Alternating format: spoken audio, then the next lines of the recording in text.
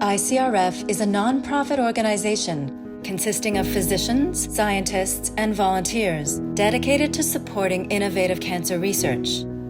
With chapters in Montreal, Toronto, New York, Chicago, Los Angeles, Connecticut, and Israel, ICRF has raised more than $74 million and funded over 2,500 cancer research projects.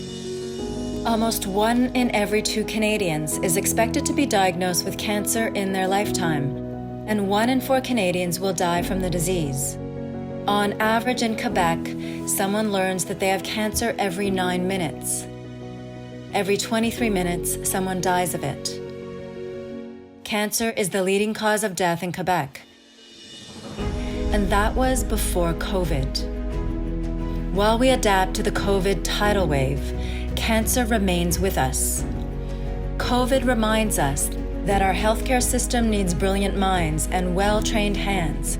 Our most vulnerable communities rely on our doctors and their teams more than ever. And this is why science matters. COVID-19 has impacted all facets of life, particularly here at the hospital. The times I speak to patients, more often than not, is done via this type of medium, via a video or by a phone call. And in cancer care, it's really difficult to have a meaningful discussion over the phone or by video. The overall theme of our reaction to this pandemic has always had a thread of worry about the cancer patients. It's not so much that I want to be protected against the virus for my own safety. The most difficult thing is trying not to be the person who's going to infect someone who's undergoing chemotherapy, for example, who is very vulnerable. None of us felt that we wanted to interrupt our research in cancer. So we had to reorganize the lab.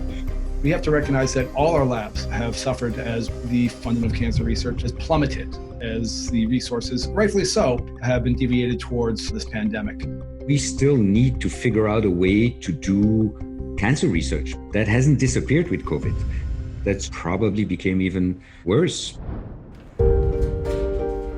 The COVID pandemic has definitely been very hard on the cancer community, not just because they're immunocompromised, but I think their access to care has probably changed a lot. We understand we are in unprecedented time. We have to recognize that cancer is going to be with us as we navigate these infectious pandemics. There is some, for sure, overlap in corona on oncology. Nowadays, we treat the late stages of corona with immunosuppressive drug, which was really anti-cancer treatment. I'm beginning to consult our oncologists to help me with the treatment with corona. The other positive is that people realize that science is the answer here. And so a lot more investment in science are happening. Private funding and philanthropy is central to the entire cancer research ecosystem.